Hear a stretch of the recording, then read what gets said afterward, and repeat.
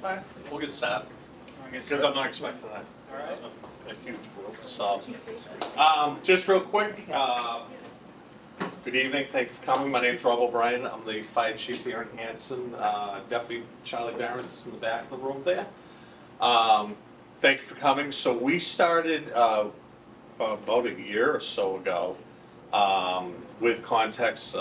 We did a feasibility study with ARPA funding, which is great that we were able to use ARPA funding for it. And really what we're looking at is, we're not looking to build a new fire station in the next year or even the next couple of years. It will be long-term, but looking down the road, because the building is about to be 50 years old. It was, yeah, exactly. I still think it's the best looking building in town. So, but it was built in 1976, 77 is when they were doing construction out. The fire department moved in 1978.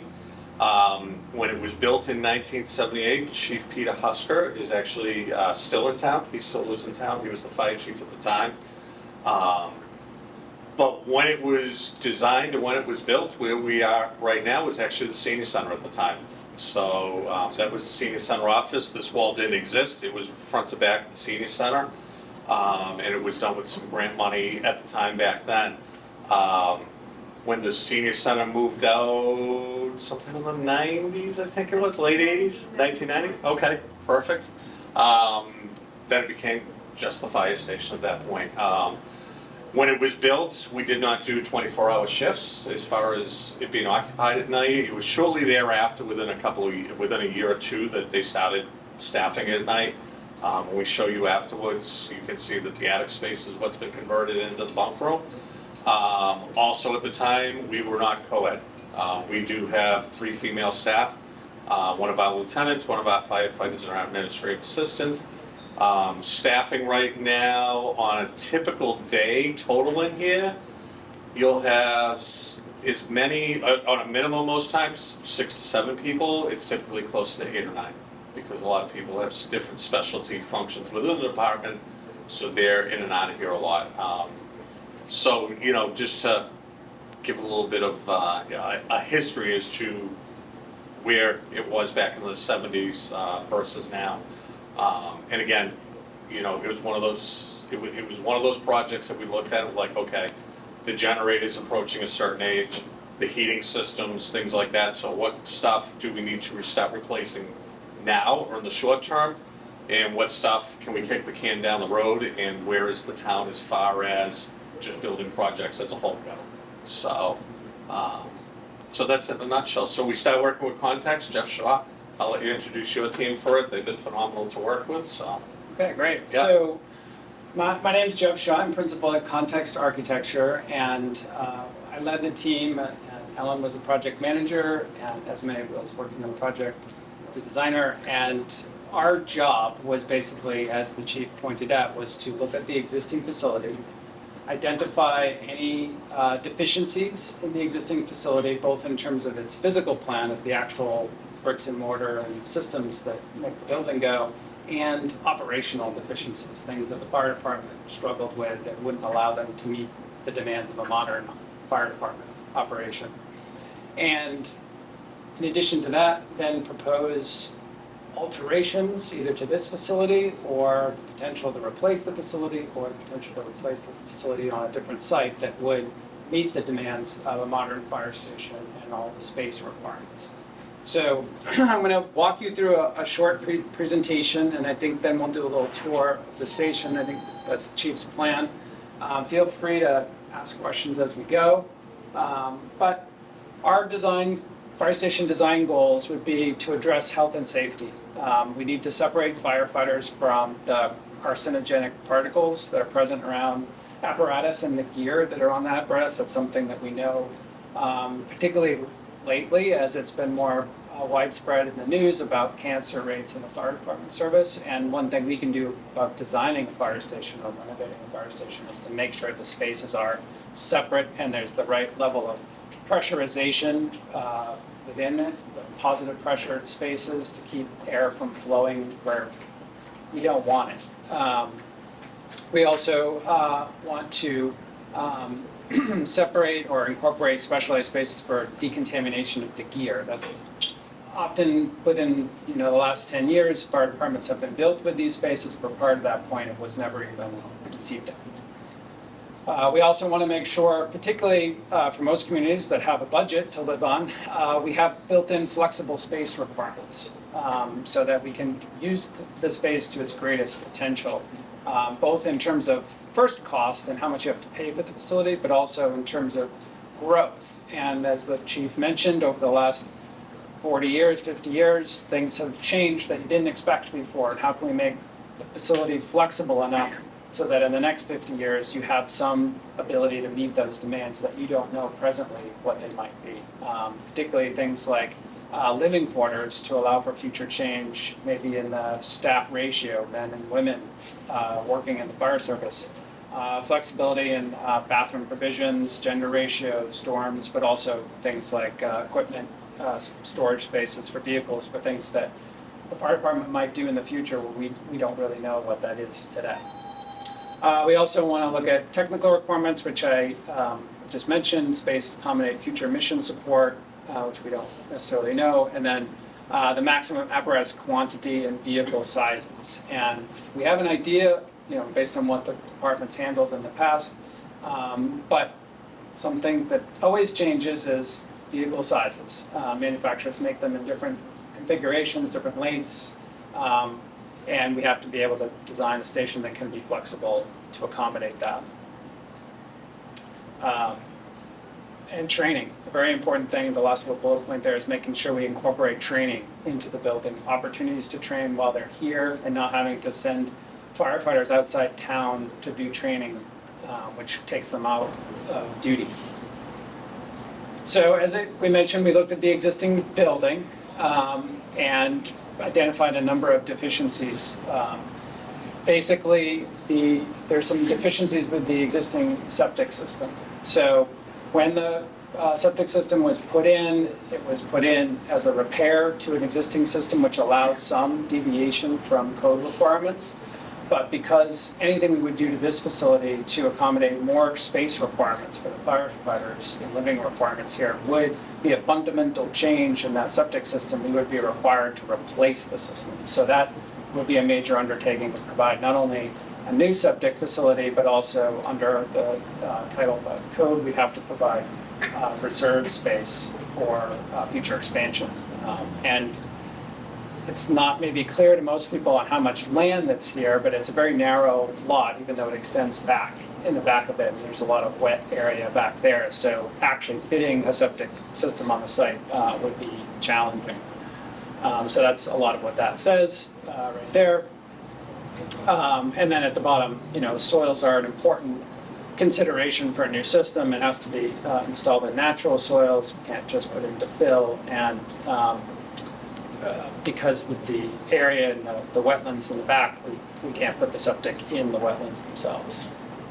So that's one of the deficiencies. The structural aspects of the station are another deficiency. As the chief mentioned, the building was built in '77, and at the time, the requirements for wind and seismic loading on the building were very different. Now that we have new modern codes, there are certain things that structurally we have to make sure on what's called an essential facility, a fire station, that can't operate if there's a large windstorm like a hurricane that comes through, heavy snows, that sort of thing. This building should be the one building in town that's built robustly to withstand that. And so that's what the building code says. You have to design a structure to support that. And so a lot of what's here would have to be reinforced heavily to be able to make it meet code. And there are certain areas that just simply wouldn't be economically feasible to reinforce. In other words, you'd have to modify it so heavily that you might as well just scrap it and build something that's appropriately designed. But there would be significant, as it says here, interventions around the building to make those repairs and upgrades to make the building capable of withstanding those loads. We also would have to do some soils investigations to determine the bearing capacities for that as well. And then there's various other particulars about the attic and the second floor as to whether that could be possible with this structural intervention, and whether we would probably have to put a new system to support that second floor rather than just burying it on the existing walls that are here. There's some other things, and those are the sort of major ones. There's some other existing building deficiencies. The fire protection, because we're going to be working on so much area of the building, we now need to install a fire protection system, which would be a significant change to the building. We'd have to provide proper drainage or treatment of the drainage for the apparatus bay garage drains, which aren't segregated right now, for oils and greases that are in those systems. And we'd also have to upgrade the electric system. As you could imagine, already at capacity, there's no extra space for the additional spaces that might be needed. And then finally, any public spaces and private spaces that would be required to be accessible would have to be made handicap accessible in the building. And there are some areas here that don't comply and would need to be upgraded. So moving on to the next section. So we're going to talk briefly about space needs. So as I said, we did look at the building for operational deficiencies. One of those was space requirements. We wanted to make sure that the spaces the department would need in the future were available. So what we did is looked at what was here, but we also took into account what modern fire station space requirements are, and compared the two and saw what was potentially missing. So as I mentioned a few areas in the beginning, a lot of the considerations for decontamination spaces and separation of the building into what's called hot and cold zones, hot being spaces that may have exposure to these particulate that are harmful, and the cold being the clean areas of the building, those don't exist in this facility. So we would have to be adding them or modifying things to make space for those to exist, but we would at least need space provisions for that, square footage for that. We'd need to make sure that there was adequate space for all the shifts in the station, training spaces for large groups of people, spaces that can facilitate the firefighter welfare. That's a huge important thing that may go unnoticed in many instances. After a major fire incident or a medical call, there needs to be spaces for people to sort of decompress, and there needs to be space for firefighters to train and exercise so they can be well fit and able to do their job effectively. And that's starting to become written into actual requirements, not just a nice to have thing. And then of course, primarily storage of fire apparatus. So what we did, that sort of all boiled down to a bunch of boxes. Basically, here's all the space that we need. And then we said, okay, how does that compare with the space we have? And so this diagram here is a simple diagram showing an aerial photograph of the site and the building that we're standing in, and the apparatus bays that we have, and the parking that exists there. And the gray boxes on the left are in the middle, and that gray zone in the middle are program spaces that we just filled up this entire first floor and the second floor. And the trucks there in the white apparatus bays represent the existing trucks laid out, but then you can see we've actually, to the right of that dark vertical line, we've actually added on bay that doesn't currently exist because there wasn't enough room for all the vehicles.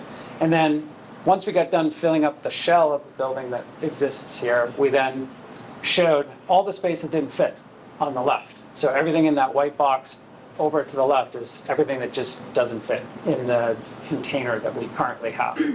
So to basically this illustrating, to build the modern fire station that the department needs, we don't have enough space in the existing building to fulfill all of those requirements. Now, in and of itself, that's not a reason to just rush out and build a new station, but it does mean that we'd have to make some major compromises to what the programmatic needs are in order to fulfill the desire to stay in the current facility. And we'd also have to do all of the structural and code required upgrades to the building, electrical systems, all the other building systems, add the sprinkler system, all of that just to retain this structure. Let's see, where am I going?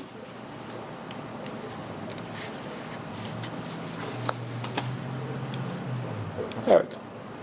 So,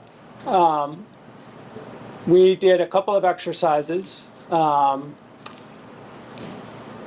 do we have the slides of the other sites? I don't see them.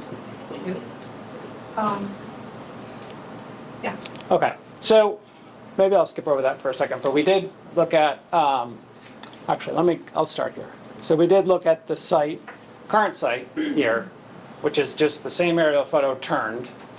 So it represents what's here, but what we did was we showed what a new facility might look like if you just took the same orientation of the building and stuck it on the site there.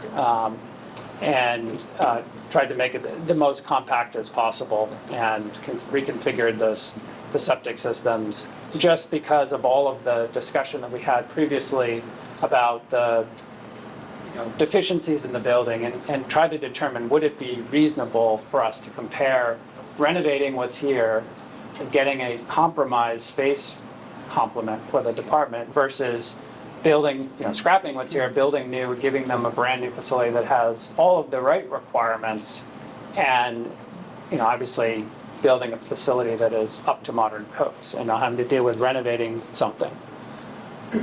We also wanted to study what the cost might be to renovate something on site versus building something off site, because one of the things you would have to pay for if you're building something where you live is you have to pay for temporary conditions to put the people that are here someplace else to do their job while you're renovating this facility.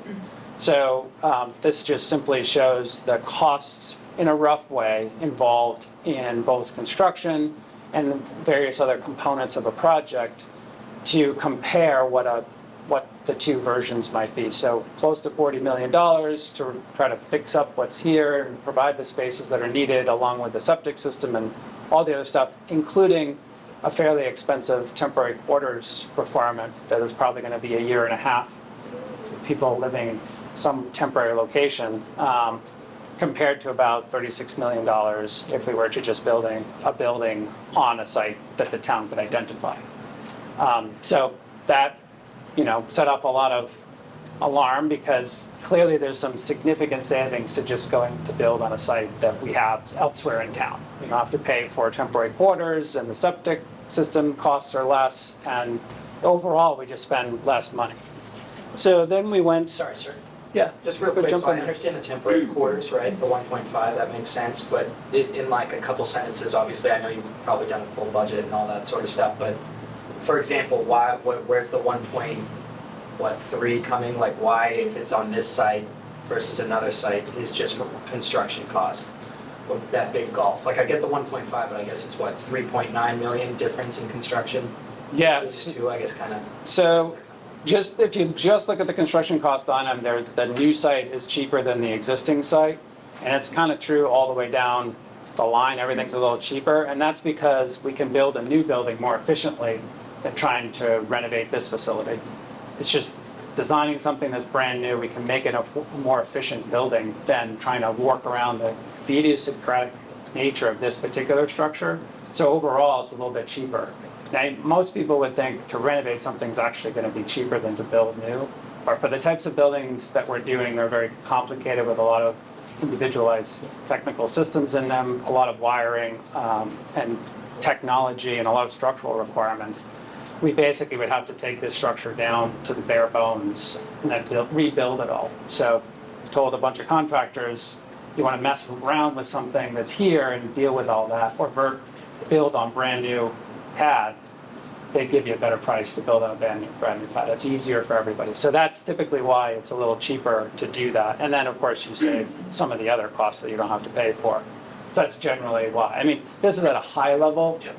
We never got into it in a lot of detail. And like the chief said, this is the beginning process of discernment of what does the town do? What's the best choice moving forward? And once something like that is decided, there'll be future phases where we get into a lot of that other detail of how it all goes together. But on a rough scale, it's going to create a significant enough, 10% at least, savings that we're now thinking, the committee was thinking, let's actually explore. Does the town have alternative sites even available for us to consider? So we did some study on that. We studied a couple of options. The McQuan School former McQuon School property, was an attractive location, but the unfortunate part about it being attractive is attractive to everybody. And so there's a lot of desire for use of that site for various other purposes, and in a lot of discussion amongst the committee, it was determined that the other uses probably will be taking priority over the fire station. And in terms of what's a better fit up there, other things might be a better fit than a fire station, even though it was a very attractive and the fire station would work really well there. We never really went too far down in the study of that because of those other high priority uses there. And also maybe the neighborhood opposition to some of the fire traffic coming through there. We then looked at the current DPW site and the ball fields that are next door and understood that there could be part of a process to relocate DPW, build them a facility, move the ball fields around, and eventually build a fire station over there in the former DPW property. Obviously that would entail some additional costs and a multi-tiered process for the town to go through to accomplish all of those moves. And there might be some cleanup required of that site, and certainly the fire department would probably be the last in on that project. So it would have to deal with whatever's left over there. So it wasn't necessarily the most attractive option, but it still remains an option. But there, as you probably all know, there's some grade issues. It slopes off pretty well there, and so the costs of building there would probably be a little bit higher. So we came back here. We started re-looking at, okay, what is it going to take to actually put a new facility on this site? Because it seemed like some of the other options in town, and there's a few others we didn't show you here, but the train tracks start to become a problem on putting sites that are on the other side of the train tracks, and response times with the on-grade crossings become an issue. So the fire department didn't want to go too far away from the center, and there isn't that many larger pieces of land available here. So we are looking here, and this plan just shows you conceptually how the space might be laid out. It would be a 2-story station, and we try to make a big sloped roof over it, so the second floor wouldn't be quite as big as the first floor. A large piece in the middle would be the apparatus bays, and then there's program spaces on either side, and then on the second floor, the living quarters and some of the administrative spaces upstairs, so you'd have an elevator to get upstairs. And then we looked again at the financials here. For building on this site, it's, as we had just mentioned, there's still some costs here, and it's not quite as cheap as building on a brand new site, off-site somewhere, because you have the temp quarters and it's a little bit more expensive. But by building a new building here, you get to experience the advantages of having the building designed the way it should be for a fire station, so you don't have to deal with any. Yeah, it's a good question, sure. So when we were building the police station, what was that, 20 years ago? Yeah. 22 years ago? One of the big things was taking a fresh look at response times, which you just alluded to, and sort of saying, okay, where in town? And the place felt like that was a better location. There may have been other reasons for that at the time.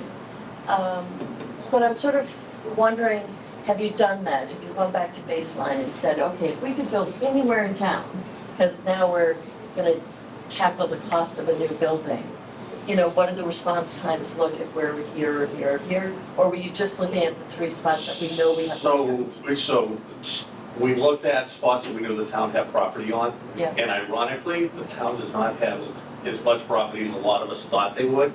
Okay. There's a place right next door to the water department. Size-wise, it was a great size, but response time, because we are in the Whitman, East Bridgewater, it's a long response time. This area of town right here, so I would say, this, going from like the center of High Street coming back this way, and even with Indian Head Street and stuff, we're pretty centrally located here. For your That calls. for call volume, and I call it rush hour traffic in Hanson because it seems around 7, 8 o'clock in the morning. It's busy out here, and same thing in the afternoon. But response time wise, we're pretty quick to all sections of the town. I mean, Mont Ponce down by Short Street and Ocean Ave, that's probably our longest, or even areas of Elm Street, but we're there within 4 minutes, most of the time, yeah. Yeah, most of the time. So again, there's factors with traffic and things like that in there. But we're pretty centrally located here. And that was one of the big considerations that the committee and the entire fire department staff looked at with, like, one area is, you do have some residential stuff there, but coming out on from School Street to either direction, you were gonna have to do traffic work there. Right. Here, we'd love to have, like, the opticoms put in and stuff to make it easier to come out of here, but we're used to it, so we work through it. But up there on the one site, that was actually a big consideration for us. So response time wise, this area of town, and we didn't do a study really going too much further from here as to what it would be. That's something we would do in the future. But land wise, there's not a whole lot of property to look at to do what we want to do for what we need for apparatus bays and the living quarters administration wings, things like that. So The site's big enough that you would Yeah. need that purchasing land from a private property owner would simply just add a substantial cost to the project. yeah. Yeah, I was just thinking, because when you start to talk about building new, is when you start to say, okay, well, did you start from baseline of are we in the best spot? And I was also thinking like down by the train station, but then you get into the train issues, right? Yes. That was, Yeah. right next to the water department was a lot there that the town owns.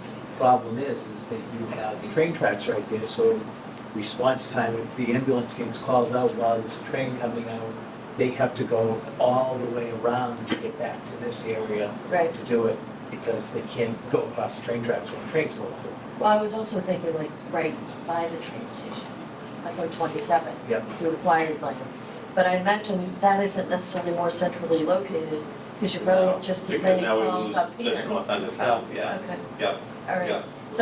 So that was part of the analysis and you said, we're not just doing it here because this is where we are, we actually like it here. Yeah, Okay. yeah, no, this We- actually We looks. did spend some time and drop a couple of pins like in town.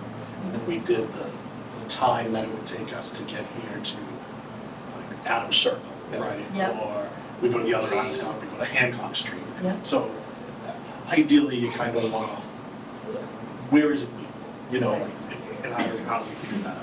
So, we dropped quite a few and checked response times fine. That is. Yeah, Right. yeah, and ironic, and that was the ironic part is, we Where you we are ended is up good. kind of back here, Right. so West Town Hall wants to do a big addition or something over there. I don't think you have enough room there. Yeah, right. I have a question. What about the septic system? Earlier you talked about how there's so much wetlands Yes. back there. Yeah. What kind of problems are you going to get into with that? And is there enough room for Yes. such a Thank you for system? bringing that up. It's like you're reading my mind. So we did look at that. I don't think we have another slide of it, but I will scroll back to the site plan we had before because that's pretty much what we're talking about for our new facility. The bays would kind of be similar to what they are now. They'd go perpendicular on the site or parallel to the road. So by building a new station, it gives us the advantage of locating in a place where we can build the new septic out front where the old septic is, dig it up and replace it. But we still have to provide a reserve area, and that reserve area can go in the parking lot, because we know it's going to be a fire station for the foreseeable future of the town. And the only reason you would need a reserve area is if for some reason that got ruined, or you built more, which you're never going to do here on this site with the fire station that's there. So, feel pretty confident that with a new facility, it solves the issue of where does the septic system go and how do you deal with it. With the existing facility, the way it is structured here against the road, there wasn't enough room to do what we wanted to do. So we'd have to find a new spot for that. In fact, in the midst of the project, we actually looked at the site in a little bit more detail, and it's not all on the screen here, but there's actually a portion of land that sort of trickles out towards Liberty. And we actually looked at that to see, because that's a little higher ground there, whether that would actually be suitable for a septic system. And we did it more as a paper study. We didn't actually, dig up in the ground or anything, but we felt that it probably would work. But there's a lot more costs involved for that, because you now have to pump material out to that corner of the site, and cost for pumps and the lines to go out there, and so it's simpler and cheaper to keep it close to the building, which I think is the direction now that we feel confident would be viable for the site. So there is some more work that's needed. There wasn't enough funds in this portion of the study to actually do some soil testing, which we would have liked to do to really perk out to make sure that that land can sustain the septic system and the quality of soils that are there. So that's a piece of information we'd like to gain. But considering there's one already here, we feel comfortable that it's going to work fine. And there's enough land here that we can even mound it if needed to make sure that we have the space to do that. Because the trucks will be going on either side just like they do today. We did look at an option of reorienting the building and turning it so the trucks face the street, but knowing how tight we are here, that it really did restrict the fire department and how they could operate. And so ultimately came back to this being the best scenario, very similar to what you already have if you're building on this site. So that's as far as we've gotten in the study. It basically just proved out the viability of whether there was any additional sites, which it doesn't seem like there are, whether the existing site, the existing building can be effectively reused, and though it can, the better plan for the town is to build a new facility at the existing site, knowing that there will require a relocation period and some added costs for relocating the fire department. So there's some additional questions like the septic relocation, where are firefighters and apparatus going to go during construction, and timeline. This has to fit into the town's overall capital plan, and the funding for this project would have to fit into the funding for other projects. So as the chief alluded to, I don't think they're in a rush to go build this thing tomorrow, but knowing that time is money, there's an impetus to start planning for what that future looks like and getting the appropriate designs done and remaining studies done to really make sure that this can be completed and what's it going to look like and all those questions. So that's what we wanted to present to you today. I know the chief wanted to do some tours, but I'm happy to go into other questions if you have them. Yeah, a couple quick questions about the temporary arrangements, and some of these might be for both of you guys, but is there a duration on that? And is that a fixed cost? So say if the project is 3 months behind or 6 months behind, if that includes operation, does that go up to 2.5, or is that strictly whatever infrastructure will be used temporarily? So the way it will work is typically the town will engage through a public bidding process a contractor to build this fire station project eventually, once it gets designed. But part of the planning process is we'll have to identify a location for the temporary quarters, and depending on what that is, there may be that $1.5 million is today the worst cost for that scenario, and that is you don't have another garage that you can just rent cheaply or the town already owns and you can put trucks in. You don't have any temporary quarters. Like we've done some projects where a town had an old school that had locker room facilities in it, and they just put a temporary structure to house the engines and they were good to go. That doesn't really exist here for what we know, and so more than likely it involves erecting a fabric structure to house the expensive pieces of investment the town have, and ordering, usually a lot of towns rent them, but some do buy trailers that have bathrooms and showers in them for the firefighters to live in during the duration. And so that can be part of the general contractor's cost. They can erect this, and then the town pays the contractor for the cost of doing that work, and the operational costs of sustaining that, the town would pay, like water, sewer, electricity, that sort of thing while they're using it. Or it could be a separate project that the town undertakes completely separate from this project. But at the end of the day, we would constrain the timeline by requiring the general contractor to complete by a certain date. And if they didn't complete by that date, there would be liquidated damages that the town would assess. Those damages would be equal to what the town would have to pay to operate the facility. So the town shouldn't have to spend extra if the project goes over. Yeah. And was there any sort of estimated timeline, I guess? About a year and a half. It's, rule of thumb right now is anywhere from 14 to 18 months for a fire station type of construction. This is probably going to be the 18-month variety because you have to demo what's here, prep the site, and then build something new. Sure. Thank you. And my other question, this might be more for you, Chief, if we're expanding for those extra bays, which you showed in the original renovation diagram. Would that eliminate the need for the storage facility on 27 across from the train station? That's what. So it would come everything under one roof? Everything under one roof. Would that then be seated, like town would then operate with whatever their needs are? Is that still your building from there, or? Well, it'd still be the fire station, but we would just revert that back to the select board, the town. And Yeah. they can either do other town offices or whatever they So I guess a want to do. potential there. cost offset, right? Yeah. In Yeah, a depending sense, what they wanna do I'm with thinking the as a future. selling point. Yeah. Think of a lot of things through convincing people at town Yeah. meeting, and that's what directs my questioning, so. Yeah. Okay, I think that's a huge plus. Well, you could also sell that building, Yes. right? Yeah. And you sell that property to recoup. That would be very valuable for what's going on over there right now. Sure. Thank you. I have a comment and a question. I live 4 houses from Whitman, and they're always at my house within 4 minutes. Is that Dunkin' Donuts property leased from the town? No, Dunkin' Donuts owns that property. Yeah, So that's, we would have to purchase that. no, Oh, no. where the little pink lines there are actually the town-owned portion of the property on the right. And then, Oh, okay. so I think these are all just property lines. The town owns this piece. I think that's privately owned by whoever owns the Dunkin' Donuts. But I guess I thought you were gonna take all that land. it would be easier. But they like Dunkin' Donuts. Have you ever tried to drive in or out of that Dunkin' Donuts? Yes, it is tight. It is tight. That could. Any other questions? So we'll give anybody that wants to go for it a behind-the-scenes look at the fire station here. The crews are in, so I'll just let them know that we're coming through, but we will show you everything and answer whatever we can do with questions. You know, one of the big things for us, in one of the ways that we were able to, when we went to the select board at the time and the FinCom and stuff at the time, to use ARPA funding to do the study, was because we're not looking to do this tomorrow.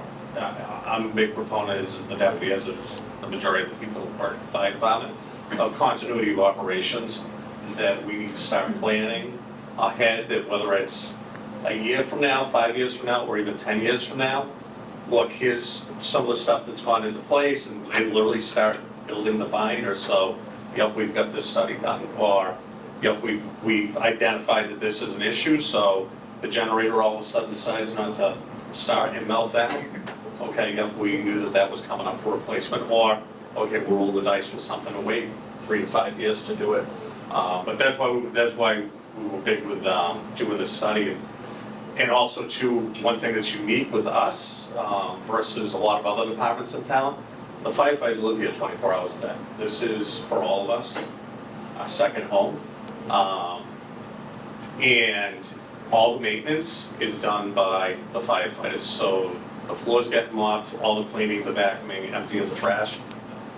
The firefighters and staff all do that, taking care of the landscaping, firefighters and everybody do it. So the staff has had a tremendous amount of input on it, because it was ironic, as Jeff mentioned, they looked at moving the building, facing it towards the street.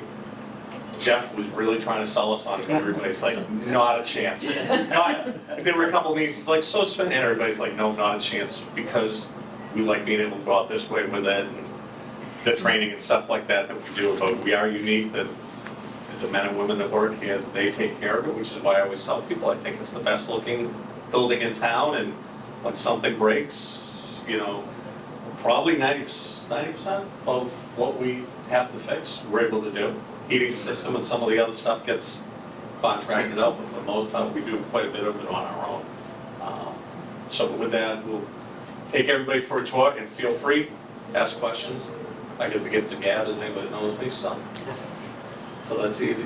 Thank you all very much. Appreciate it. Thank you. Thank you.